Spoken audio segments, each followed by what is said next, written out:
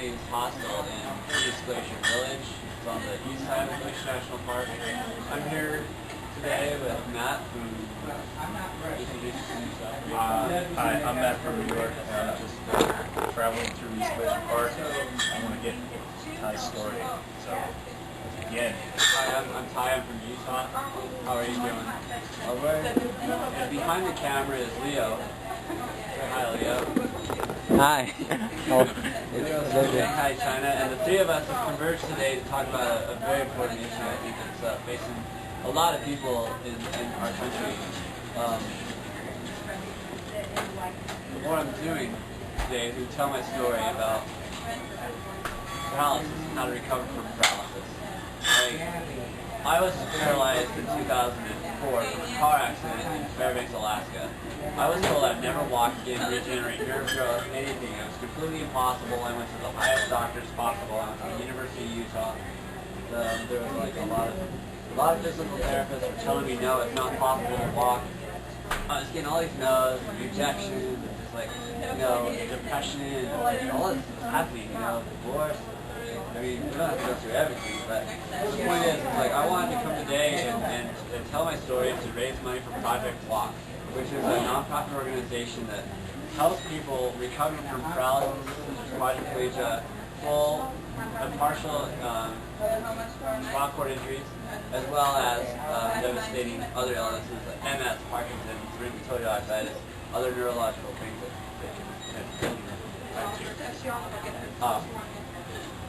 so that's what we're doing here. We're at Brownies. It's a hostel / coffee shop in Montana. Yeah. So,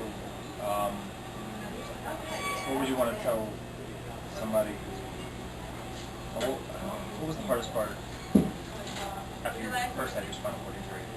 the first 6 months are the hardest because there's such limited knowledge to the general public about what nerves can actually do after reparation. The worst part is the doctors telling you that what you have is going to be impossible to overcome.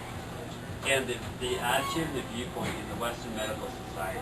Because Western medicine has been told so long, it's been like a lose-win or a lose-lose. It's not generated for win-win normally. Because it's a stringent sort of like philosophy that there's always got to be a winner and there's always got to be an ultimate loser.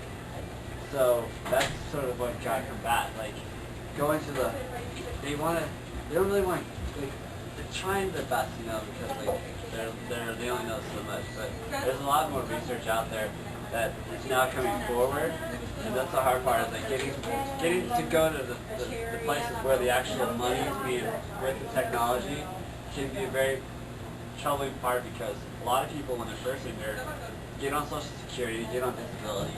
They're only living from paycheck to paycheck. And then there's maybe, are you going to lose your Social Security? There's all these like things, housing's difficult to get. The stigma of like going out in public, retaining your dignity and your integrity, I think, are the hardest things to retain once you've entered into like a different way of living. How does it get better? It can get better with understanding, like any stigma has been battled. Yeah. So I think that first of all you have to create a win-win for whatever you're at. In spinal cord reparation work, there's so much that Christopher Reeve did. He pioneered a lot down in Englewood, Colorado. He went to Craig Hospital. He was a great proficient funder. He was a famous actor, and so he had the money to put into the program that got the research going further than it was a few years ago. He's got a horse accident. He's now not here anymore. He's like since passed on. But I think that a lot of people they get to a point where they think everything's impossible, because there's the family. You have to deal like your family is your family has like all this care they have to give you now, or whoever you're with. it puts a great strain on your relationships at first. And that's the hard part. You have to have a super structural family that can be supportive. Like my mother, for example, she was very supportive, structured, but I got hurt because I was completely, you had to give up everything you know about self-reliance. And you just have to trust somebody to do every little tiny thing for you. Like, every huge blow to like the independent ego, you know, but then like, it's all teaching you to be independent again at therapy, which I think is the biggest part. Up there is independence. There's an independence. And the way you get there is a slow, gradual, long, painful process. I'll be real. You know, let's look at the science of this. The human body, every 7 years, has been shown to regenerate cells, minus the heart cells and the brain cells. And something, but how about we take a break and film the rest of this outside since they're closing? Okay. Camera's back up again, so begin where we left off with the start of your treatment and what was going through your mind and what you were doing. I entered treatment December to February. I went from December 2004 to February 2005. I did a lot of stomach muscle control. I did a lot of physical therapy, like overcoming bed sores, muscle spasms, blood thinners, blood tests, MRI scans, CT scans, like every day for 2 months. Just, have you seen that music video, or you know, familiar with the Metallica group? Yeah, sure. They had a song called One, where the soldier comes home from war and he's like all blown up, but he's still a human being inside. I really related to that song because I was sitting there motionless. Because I was a track runner in high school. I could run fast enough to catch a freight train if I wanted to. You know, I was like, I was just really nimble guy and everything. And I always looked at people with disabilities, but I never like thought I'd ever become a person with a disability. Yeah. So then when I was going through rehab, it was like, oh, now I'm a person with a disability. I wasn't before, now I am. Right. And that's a big mindset change. Right. And so in recovery, they focusing on what you can still do, not focusing on what you can't do, and how to adapt, overcome, and achieve things that you want to go do.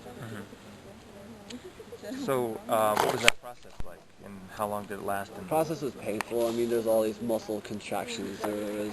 There was pills and addictions with doctors and scripts, and just people wanting you to live in a little corner and shut up like you don't matter, you know, stigma that, you know, that a lot of people put on you. Yeah. You're like, wait, that's not my jacket. Yeah. It's not my jacket at all. You can just take that jacket right off and hang it back on your coat closet because that's not me.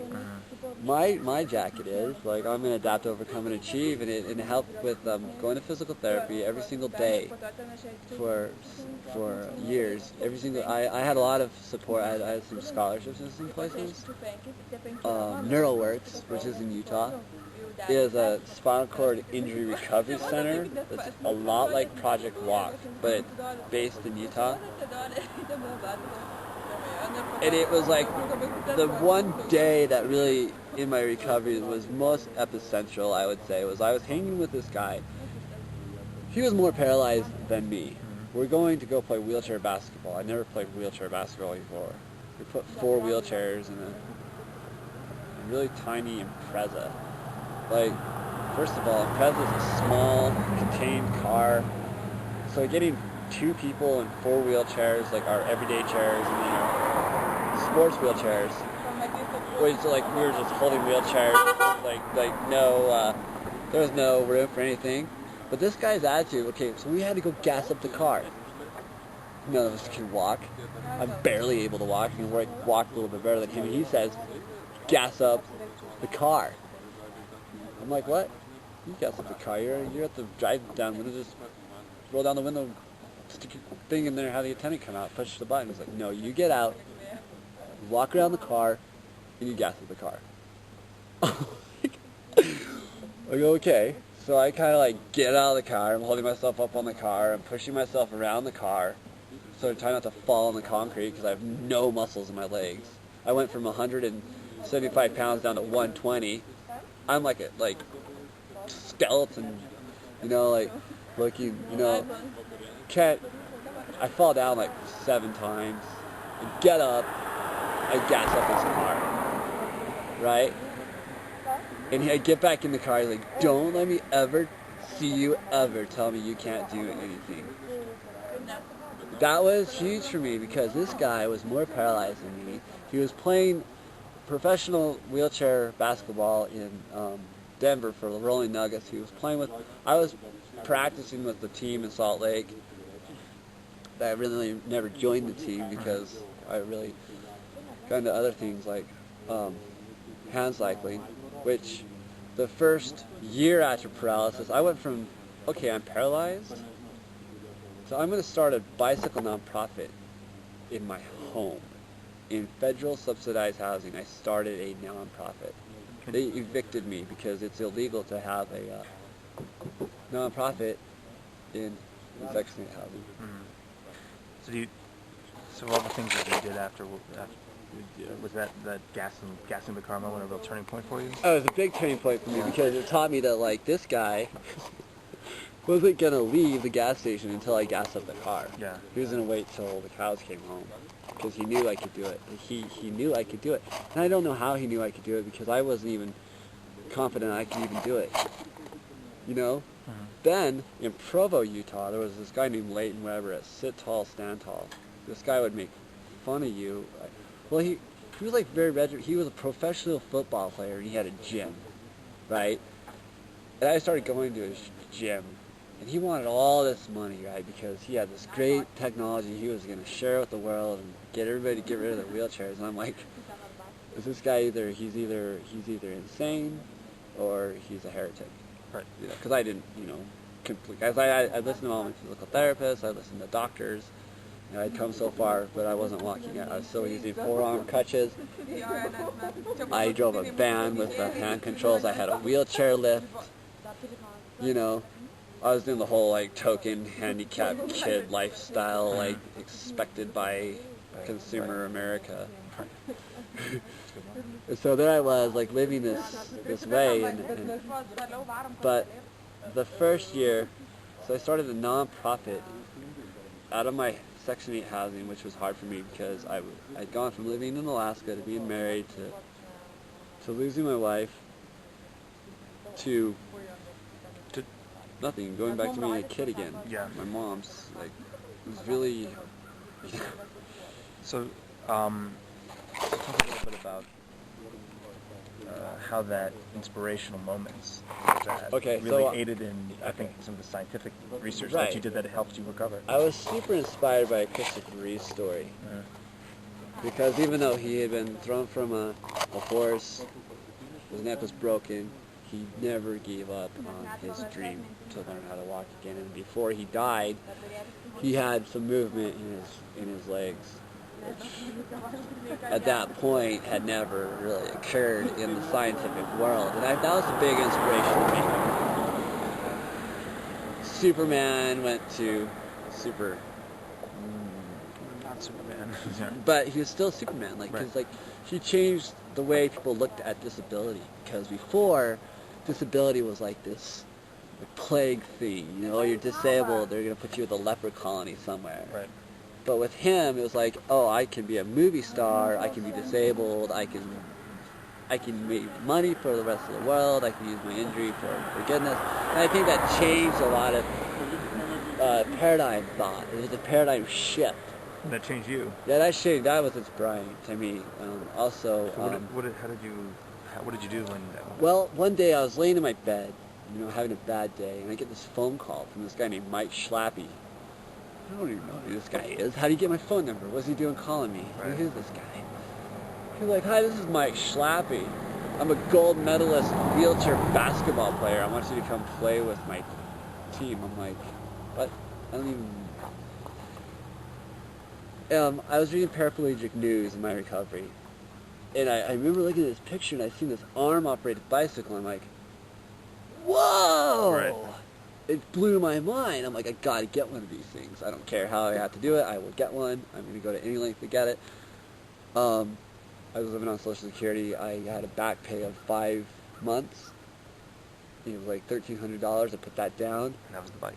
I bought a bike from this secondhand store in Rhode Island called Bikeon.com. We'll give them a little plug here. Right. Scott Pellet, U-Rock. Shout out to the Rhode Island kids. Right.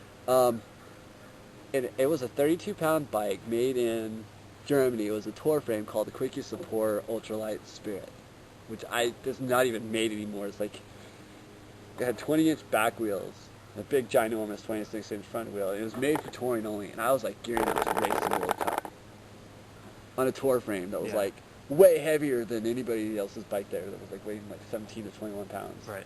I didn't know anything about hand cycling. I don't know. You could write for a guy and get a really lightweight bike. Yeah. Until years later, and from the Challenged Athletes Foundation, she gave me my second bike because I gave my first bike away to a kid with cerebral palsy after the Paralympic World Cup in 2006. I raced in Denver, Colorado, fully sponsored, DIY. My goal was like, okay, I'm not going to have to qualify for this event. I'm just going to go do this event. There was no there was a lot of training. I was inspired by a lot of people. My friend Keith Barney out of Provo, Utah, BYU, inspirational speaker and phys ed teacher, paralyzed since he was 14 by gunshot wound. Had hand cycled the United States. Yeah. He won gold medals. He was like my super big mentor. I was inspired by people with disabilities. Before in my life, I think I looked at political figures to inspire me, or I was inspired by activism. Now I looked at people that had been disabled their entire lives, who all of a sudden became like these heroes to me, because they had such an interesting way about them. Like, they were never mad, and I'm like, how did they do this? How did they go from living every day? And this was like when I was like taking pain meds like every single day, and I couldn't live without pain meds. But my friend Keith, he was like paralyzed. He's like, yeah, I don't even take pain meds. I'm like, how did you get there? I'm thinking, how did he go from there to there to there? It's like, well, I don't feel it anymore. He's like, I go out and I exercise. He gardens. This about my friend Keith is really inspiring because he has a house. He's married. He has a lot of kids. He goes out and he you know how you feed pipe to when you do a sprinkler system in your lawn? Okay. They have that rotor thing that shoots the pipe. He'll go out and just do entire sprinkler systems in his yard, and he'll mow his lawn, go for a motorcycle ride.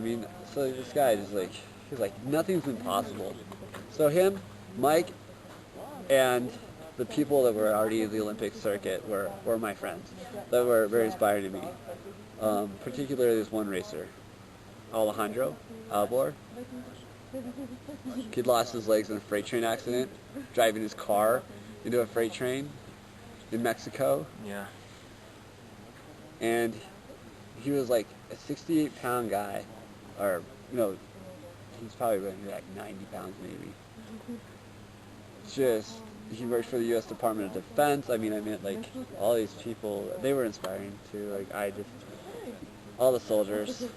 So there's a lot of people that were inspiring, I'd say, between education to athletics.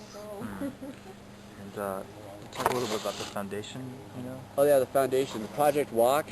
What they do is they do an intensive physical therapy, almost like Leighton Weber, where I went in. Okay, I touched on Leighton Weber. Now I'm going to come back to it because it's really important to me. He had this idea in his head. Okay, you can get out of your wheelchair. You can walk. I don't want to hear you say no. Right. Who's this guy? I go in there, I see all these people that are way worse than me, and they're just they're lifting weights, and they're on these machines, and they're just getting worked like a football camp. Yeah. And I was like, wow. So what he was doing was retraining the muscle, because muscle has memory, like a piece of steel or like a well-fabricated machine. It doesn't really ever lose that memory. It just needs to be reminded that it had that memory to begin with. And the memory can still be reactivated through enough physical manipulation. And that's what this guy was doing. And I think that he possibly was. This was before Project Walk had even been started. Like, there was no Project Walk. I mean, I was Googling everything. There wasn't even Project Walk anywhere. This place I didn't even know existed. This guy I didn't even think was real. But he was. But he was totally real. He was a NFL player. I think he played for the American AFC, what is the American Conference, whatever. It's like not the AFL. AFL. Anyway, so his attitude was like, okay, I'm gonna make fun of you until you get out of your wheelchair. So that was like a motivating factor. I don't want this guy to make fun of me, because Right. so he motivated me to get out. The recovery was also Pharmanex in Utah is a nanocellular vitamin company that delivers a catalyst to your cellular growth within seconds of taking it. Like, it's way faster than any normal vitamin company. It diffuses right in your bloodstream. It gives you a catalytic output. It improves all sorts of qualities. Like, I learned that the nervous system is comprised of different vitamins that reacted, like vitamin D7, vitamin B6, vitamin B12, oatmeal, Right. walnuts. All these have these like enzymatic properties that if you took would start to help your nervous system be better. Mm-hmm. And so I looked at the most it's gonna be funny, this next little part. I mean, one of my inspirations who's now since had to come out and on the Oprah Winfrey show this last year, he came out, and Mr. Lance Armstrong Right, yeah. was an inspiration of mine until I found out he was Yeah, doping. But that was actually my inspiration. I mean, I'm not gonna lie. Like, I thought he had a really great story. I thought he did. He overcome cancer. Whatever. We all know that story. But nonetheless, I mean, his coach made him cheat. But he was my, like, I was at the library in my hometown, which was rural Utah, and I seen this like poster that said Lance Armstrong, keynote speaker, blah blah blah, Pharmanex. I'm like, what's Pharmanex? They were a multi-million-dollar company that's owned by Truman Hunt out of Provo, Utah, New Skin Corporation.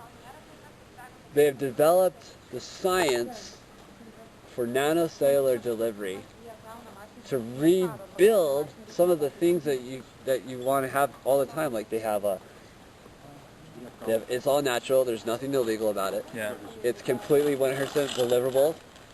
So that was huge to me because I was researching how for so long, and so I kind of like fell into this thing, went and met with all these people. Never got to actually meet with Lance Armstrong. Right. We were supposed to meet, but we never met. Whatever. But I went to this huge conference in Salt Lake City, this world-known conference because Pharmanex is all over. They're in China, actually. They're in Japan. They're doing so much. They can't claim that what they do actually changes the outcome of your life because there's no. But they had done 220 double-blind studies. Their research was helping people all over. I started taking their vitamins. I noticed a big difference already, like in how I felt, my levels of pain, like how. Like, my muscle spasms were going away initially. That was big. That was big science. Right. Because it hadn't been understood before. And this is all part of this foundation. This is all part of the foundation that's leading up to Project Walk, which I think does the same stuff. Actually, it does do. I'm not thinking. I know for a fact that they do the same sort of Olympic-style push for your muscles. They do intensive physical therapy. They do small muscle control therapy. They work with large muscles. They work with small muscles. They have individualized personal trainers that pay specific attention to your balance so you won't fall off the bed or get hurt or whatever. And that's like the big thing, is the specific attention that you can get from these professionals who care because they want to give you a better quality of life. And that matters. That matters hugely because your support team, going back to the support team thing, your support team is the rest of your life. You have to always rely on your relationships. The Christopher Reeve Paralysis Foundation touched on it. They said that they put out this book that's Life After Paralysis, how you deal with life, how you deal with relationships, how you deal with other things. And now that Project Walk is in San Diego, it's in Dallas, It's in Georgia. We're trying to get one here in Whitefish because there's a big skiing cycling community. A lot of outdoor accidents happen, climbing accidents. So we're trying to catalyze a franchise between the Physical Therapy Associates of Kalispell, Montana, and the Wave Gym that's already set up. It's got already Olympic stuff in there, and there's already physical therapists there. We're just trying to franchise, and the research the franchise has taught me is that it's a $2 million project to pay the employees to come do what they have to do because they've seen some out. My friend went to Project Walk. He was in Missoula. And this other lady, she was there for 18 months. So it's like they got scholarships. It's totally available. I think that I'm trying to build one in Whitefish. it would be amazing in Whitefish because we live in such a multi-diverse geographical location where there's so much going on. There's like river rafting, there's kayaking, there's so many opportunities to get hurt in the wilderness. And I think that going all the way today to Browning, Montana, where I went and visited with people with spinal cord injuries, and I asked them, where did you do your recovery? Where are you now with your... I met someone who was 13 years paralyzed that told me a story today that I will never forget. They said when they go to Browning, Montana to get simple things like baclofen, which is anti-spasm medications, they are turned down and told to go to Kalispell or Cut Bank, which is really far away for these people to go to. And I'm thinking, why isn't this more accessible for these people? Why can't they just get on a train and go to Whitefish? And why can't we treat them? You know, why do they have to get discriminated when their own medical, I mean, being paralyzed is already hard enough, but when you go to a doctor that's not willing to work with you, and I think that's the biggest thing about the catalyst of Project Walk is actually they care. That would never happen. I can't even believe I was hearing that today. I was like, that's not even like registering to me as like important at all. Mm-hmm. So, like, you don't tell someone who's already hurt that it's impossible. It just was. I mean, I've been through it. I've been places where they're like, so the resources to give to people is like the biggest thing. Because they need to have that available to them. They need to have that for their life, their whole life. Yeah, it's perfect. I think that's good. I think we got it. Thanks, Matt. Yeah, no problem. Thanks, Leo. And if anybody has family members that have people in their family, outside of their family, their community members, go to www.projectwalk.org. Click on the website, read everything you can. If you can't afford it, apply for a scholarship. There are scholarships. We have many, many partners that donate. The Bill and Melinda Gates Foundation also pays for some medical costs. Don't let money stop you from what you ideally want to live. Like if you want backpacking or bike touring or whatever, it's possible. Just check out Pharmanex.com. Check out LifePak Nano for men and women. It's versatile for both genders. Amazing product. I've seen it. My dad had prostate cancer, which is not a paralysis issue, but he did overcome his cancer by taking the right kinds of vitamins, by eating the right kinds of ways. And, I mean, impossible is totally possible. Thanks, guys. All right, that's good. Yeah. Camera's back up again, so begin where we left off with the start of your treatment. Are you really familiar with the Metallica group? Yeah, sure. They have a disability. I wasn't before. A lot of people put on you. Yeah. You're like, wait, my jacket is. Like, I'm going to adapt, overcome, and achieve, and it helped with going to physical therapists.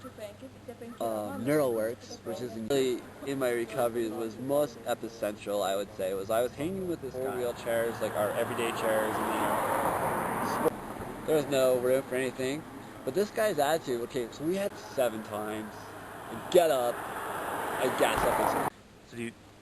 So all the things that you did after professional football player, and he had a gym, right? And I started coaches. I drove a van with a... Talk a little bit about... before he died, he had some movement in his legs. not Superman. Yeah. But he was with him. It was like, oh, I can be a movie star. I can be disabled for goodness. And I think that changed a lot of paradigm. What did you do when? Well, one day I was laying my phone number. What's he doing calling me? Right. Who's this guy? He was like, hi, news in my recovery. And I remember looking at this picture and I seen this arm. And it was a 32-pound bike made almost 26-inch front wheel. It was made for touring only. And I was like gearing up to race the World Cup. I didn't know anything about hand cycling. I don't know. You could write for a guy getting a bike because I gave my first bike away to a kid with cerebral palsy after the Olympic. My goal was like, okay, he won gold medals. He was like my super big mentor. Figures to inspire me, or I was inspired by activism. But like now I look at them like these heroes to me, because they had such an interesting. And I couldn't live without pain meds. But my friend Keith, he was like paralyzed. He's like, yeah, I don't even think, because he has a house. He's married. He has a lot of kids. So him, Mike, and he was like a 68-pound guy, or Talk a little bit about the foundation, Oh yeah, the foundation. This is before Project Walk had even been started. Like he was totally real. He was a NFL player, a vitamin company that delivers a catalyst to your cycling community. A lot of outdoor accidents happen, climbing accidents. So we're just trying to franchise, and the research of the franchise, and this other lady, she was there. There's so many opportunities to get hurt in the recovery. Where are you now with your, which is anti-spasm medications. They are turned down and told to go to Cal. Thanks, Matt. Yeah, no problem. Thanks, Leo. And check out Pharmanex.com. Check out LifePak Nano.